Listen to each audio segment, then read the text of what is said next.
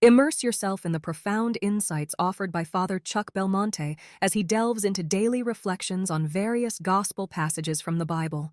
My heart, should I let it go wild or guide it? God has the right to ask for our heart, our love and affection, because He created us. He keeps us in being. He has redeemed us from sin at the cost of His Son's blood, and He watches over us constantly. He has called us by our name, and He loves each one of us more than all the mothers in the world can love their children.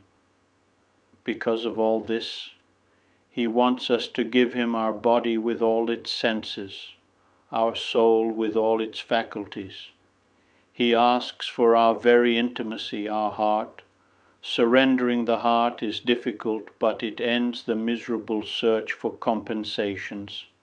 We must turn our eyes to Jesus Christ, our love, and tell Him that despite our weakness, we do want to be His and only His.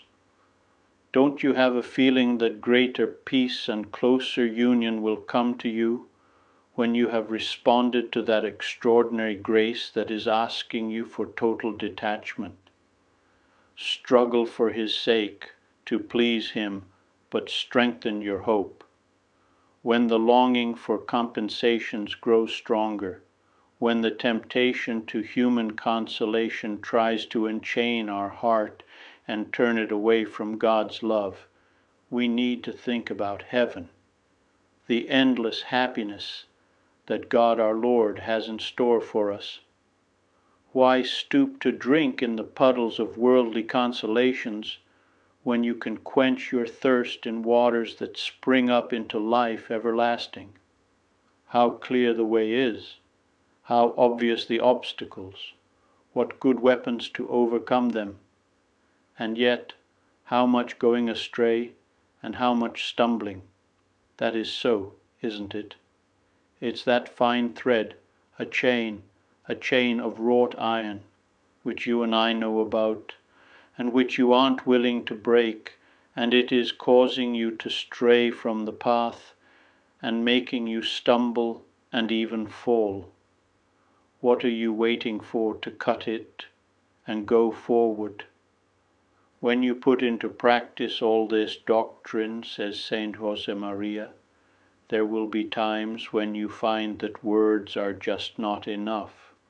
You'll want to break into song, like the young men who go and sing love songs to their sweethearts.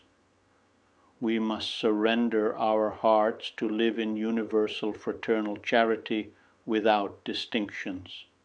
If you belong to Christ, entirely to Christ, you will have for everyone, from Christ Himself, fire, light, and warmth.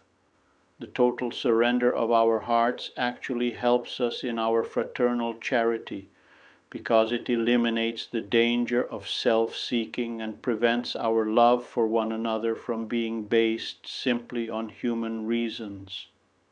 If our heart is set on God alone, and on family and friends, and all souls for His sake, we will readily be able to follow St. Augustine's advice.